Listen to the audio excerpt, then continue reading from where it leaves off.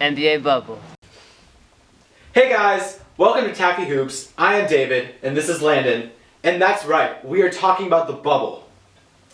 Started with the 8 games in the regular season. So Landon, what was your favorite part of the bubble? At least in the regular season. Obviously, as a Pacer fan, the favorite part of every Pacers fan bubble was the TJ Warren scoring 53 and then averaging I don't even know how many, but over 40 points. At least in those first 3 games. That was awesome. I really liked Devin Booker's performances, especially against the Clippers in that first or second game. Yeah. That was a crazy shot. Mm-hmm. Also, Damian Lillard played really well the whole bubble. Yeah. Especially in those first 8 games. Mm-hmm. Especially that 50-point performance, also against the Clippers. But Clippers didn't have a good bubble. We'll talk about that a lot in this video. So then the playoffs started, and what was your favorite first playoff? The first round of playoffs. What was your favorite series? So, I like the Clippers-Mavericks series. Luka showed how great he was even in his second season. Yeah, that game winning too. Right, that was true. I'd talk about KP's performance, his first time in the playoffs. He got ejected that first game. I don't even remember really what happened. It was just so long ago. Right. The 3 months of the bubble. Right. But KP got injured, right? I think so. Yeah. I don't even know what happened. He got ejected and then got injured and then just wasn't really there for that series much. Right. But Luka just put on a show, basically. Yeah. With not many other helpers. And then there's Houston OKC. That went to Game 7. That was really good. Right. One thing that I took away from that, Chris Paul was that determining factor. Oh, yeah, for sure. And when they were down 0-2, he had a young team. That was definitely one of the He good definitely series. showed that he's not an old man like everyone thinks he is now. Well, he is still an old man. He's not washed. He's not. Yeah. He's not still an all-star level, and he still can maybe not lead a championship team, but he can still be a huge contributing factor to a contending team. He could definitely be that second man behind a Giannis, who I think could be a good pairing. Yeah. And then there's Jazz Nuggets, which was the Jazz are the first victim to the Nuggets. Right.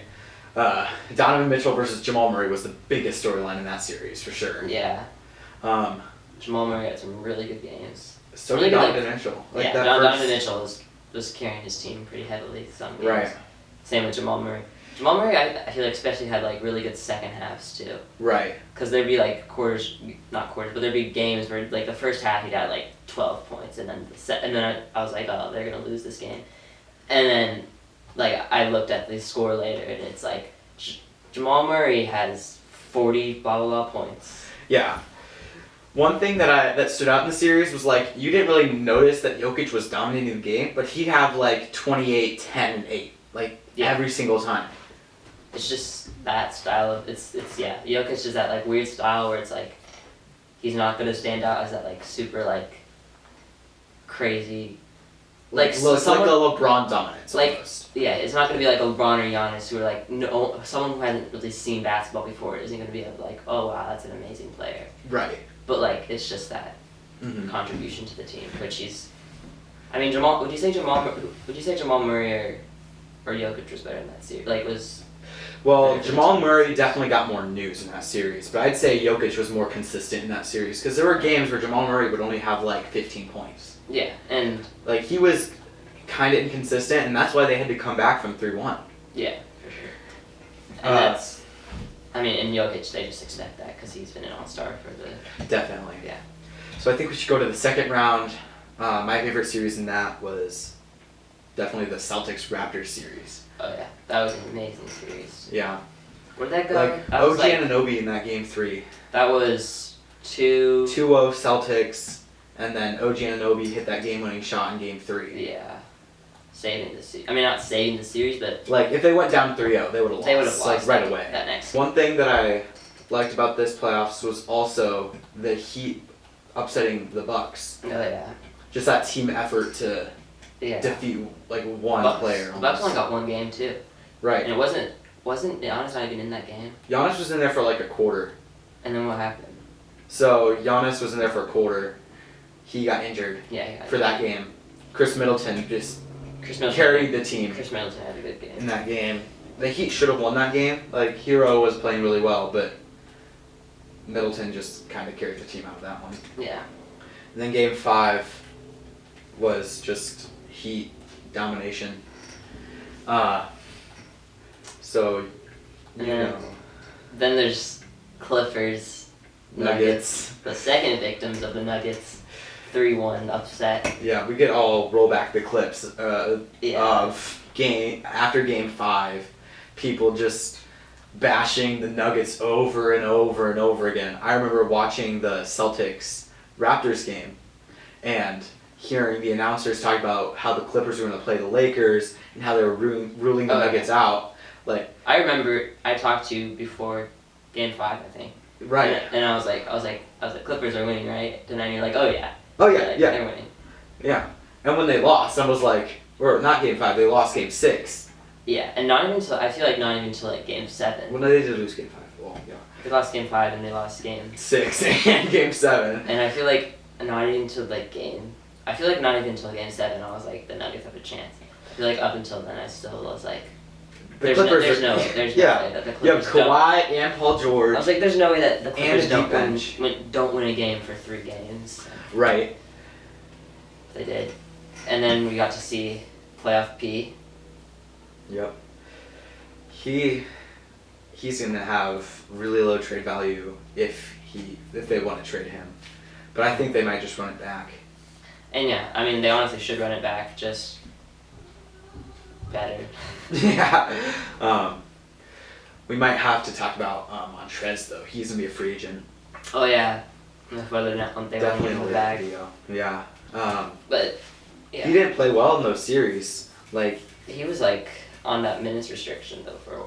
He was. He did have to leave the bubble for a while, but Was that because of injury? That was family reasons, right? That was family reasons. And then he was on minutes restriction because he wasn't into the rotation. Right.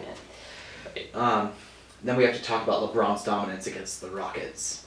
Oh yeah, the Rockets they could have had a chance, but then just like the later games where they it's like they just kind of gave up. And like those first 3 series against the Lakers, we were talking about, hey, who's going to guard Damian Lillard? The Trailblazers are going to beat the Lakers. Yeah. We said that about the Rockets. Who's going to guard Harden and Westbrook? I mean, I didn't think Trailblazers would beat Lakers. I thought it'd be a good series though, and not this almost sweep that it was. So let's talk about the conference finals again. The Lakers against the Nuggets. The Nuggets came off that Game 7, 3-1 comeback. Oh yeah, and then they got 4-1. Yeah. 4-1? Yeah. I mean, it's just LeBron. And then Anthony Davis' game winner. Yeah, LeBron and Anthony Davis got, like, when they got to the bubble, it was looking rough. They were not having good games. Right. And, like, neither of them had good games together. Right. But then definitely as the bubble went on, they were just, like... Yeah, they started clicking. They were looking like Kobe and Shaq. Like, I mean, not exactly like Kobe and Shaq. Yeah, but, like, you could compare that duo to them, though. They were looking like the next greatest Lakers duo. Definitely. Then we have to talk about the Eastern Conference, the Heat against the Celtics. Yeah, I wish that was a better series. It went to Game 6, but like that Bam Adebayo block in that Game 1, that was really memorable. Like, the best block I've ever seen. Not the best block I've ever seen, but you've seen a lot of Zion blocks, but that was pretty good. Yeah, that's pretty good. And then let's talk about the NBA Finals. First 2 games, we counted the Heat out immediately. Lakers just dominated. Bam Adebayo went out Game 1. Goran Dragic went out Game 1. And then from that moment, it was like the Heat stood no chance. Like right. I would have loved to have a better series, even though it was 4-2. It was Game 6 where they won. It was just even after Game 1, we just knew Lakers were gonna steamroll them. Oh yeah. But the only reasons why they won those 2 games was Jimmy Butler was having a historic performance. Oh yeah, Jimmy Butler was like forget the specific 40-point triple-double. But he had the 40-point triple-double, In game 2 blocks, 2 steals. And it's I heard something like no one's ever had done that to LeBron because Jimmy Butler outdid him in every single statistic. That's crazy. Like Jimmy Butler, we'd have to have a debate about him, like where he stands in the ranking of NBA players. But I mean, it's an improvement. I mean, not improvement. It's a achievement for anyone to outdo LeBron. Outdid LeBron in any statistic, and he outdid LeBron in every single statistic. Right. So one thing we should definitely talk about is LeBron's dominance, even though he was outdid in Game 3 and Game 5. He just still dominated like the whole series. He was so consistent. Mm-hmm. At first, there was like almost a question on whether LeBron and AD who would be that Finals MVP. Yeah, I mean. But once AD had that bad game in Game 3. Yeah. And Game 5. It was clear it was LeBron. Because LeBron was just consistent getting that. Mm-hmm. But it did look for a little bit like it was like if AD had performs like he did in Game 1 and Game 2, like the whole series, he could have easily won Finals MVP. Definitely. But it's like Game 6 ended and you're like, it's LeBron. There's right. no doubt in my mind that it's LeBron James. Right. And I think that's even how Adam Silver. He's commissioner. Yeah. Adam Silver. I don't know why I thought I was saying that. That's even what Adam Silver said. I think it was like without a doubt with LeBron James. Yeah, because AD didn't get any votes, which is kind of surprising, but not really. I mean, yeah. So I think during the bubble, there was definitely like a lot of coaching miscues and a lot of great coaching. Mm-hmm. It was like one or the other. You either had great coaching by like Eric Spoelstra, Frank Vogel, Nick Nurse. Oh, definitely. But then on the other side, you had like horrible coaching. Not like horrible, but like questionable decisions by like Doc Rivers, who kept playing Montrez after he was not playing well. And he got 3-1 for the second time in his career. Third time in his career. So then there's Doc Rivers going to Sixers because Brett Brown got fired after getting swept. Right. Which I think it's just interesting. I feel like he could either just fit really well with the Sixers and make them a contender, really big contender, or just not fit and just lose like he did on the Clippers. Yeah, the biggest thing that he's going to have to do for them is maximize Ben Simmons and Joel Embiid and how they play together, because they've had a lot of conflicts trying to play with each other. Yeah. So like if you look at the net ratings and stuff like that, Ben Simmons plays better by himself, Joel plays better by himself. Yeah. So they're going to have a good system. And Doc Rivers didn't really have that with the Clippers. He had like your turn, my turn system with Paul George and Kawhi. Mm-hmm. So he's going to have to kind of change his mindset a bit to help Simmons and Embiid. For sure. He'll be able to hopefully utilize Matisse Thybulle. Oh yeah. I wonder, are they gonna? I could see them starting him over Josh Richardson. Yeah, I wonder what their starting lineup is even gonna look like with Doc Rivers. Yeah. Cause like, I wonder if they're gonna keep doing that. Ben Simmons at the power forward. And have Shake to start. Yeah. Yeah, cause. I mean, I think a lot of their bench guards they can kind of just switch up. Right. Between like Shake Milton, Mm-hmm. Josh Richardson, Matisse Thybulle. But yeah, they can definitely just switch that up and see what works best. Also, I don't know if they keep Al Horford, they're gonna have to figure out what to do with him, because he's making $27 million, so you can't really cut him. I feel like the league's gonna have to play hot potato with Al Horford. No one really wants. I mean, I guess not as a hot potato, but no one wants that contract. Yeah, I could see him being just like that filler contract for like going to the Rockets or something, where you're gonna have to trade a pick with Horford to like justify trading him. Yeah, for sure. Like if you're trading him, you're gonna have to trade a pick with him. Or he's gonna be able to go with that like. I guess the Sixers don't really have like a young star who's not getting paid yet. Well, they have their youngest, like most promising player is a Ben Simmons, but he's paid. He's paid. Yeah. Joel's paid. Matisse, he's not like a star. I mean, Matisse He has doesn't the have most potential on good that enough- team though. Yeah, right now. Out of like those on the rookie contract. Yeah. One thing we should definitely talk about is the Nets, because they should be Yeah. a contender next year with Durant and Kyrie. Yeah, for sure. I mean, I've been waiting this whole season. I want to see Kevin Durant come back because I feel like everyone just kind of forgot about that. And they're Right. like, oh, those are just the Nets.